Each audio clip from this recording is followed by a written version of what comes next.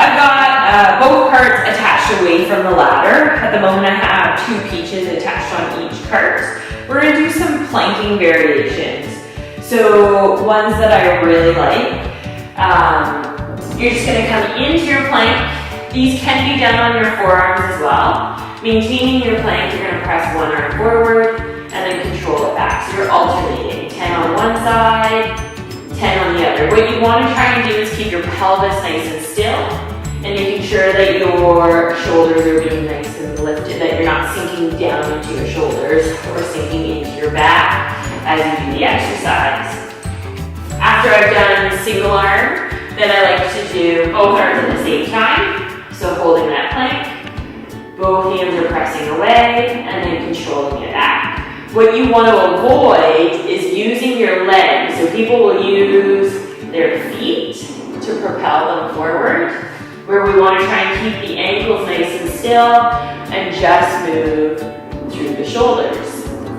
I also like the planking variation, or the piking variation. So I would start from standing, from here, press out into your plank, hinge through the hips to come back in. Exhale, press out into your plank, hinge through the hips to come back in. This one can be done on the forearms as well. The range of motion is smaller due to the fact that your levers on your shoulders are shorter. But getting that hinge, you'll get a nice stretch into the hamstrings. Then you can do single leg. So extending one leg up, and then the leg's gonna drop as you go out into your plank. You're gonna lift your free leg up as the curves come in. Exhale, press out into your plank. Lift the free leg to come in. So for a large challenge, you're gonna take your cards and actually attach them at the opposite end, but you only want a single peach because it's quite intense. So you don't need too much load.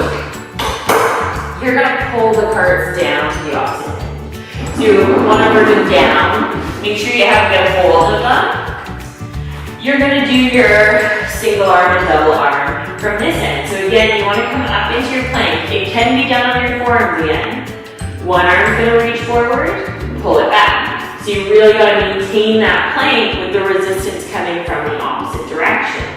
Again, 10 on each arm. You can always rest into child pose. So I let my clients rest, and then you can actually use the bands to stretch out your shoulders in between sets. And then you would come back up and do both arms at the same time. So both arms move away, connect underneath the armpits to pull it in. And again, you want to make sure that you're not pulling from the ankles, trying to keep the feet nice and still. Last planking exercises I like to do on the core line at this end is doing it on a bit of an angle. So both hands will go onto the cart. My toes are pointed towards the cart.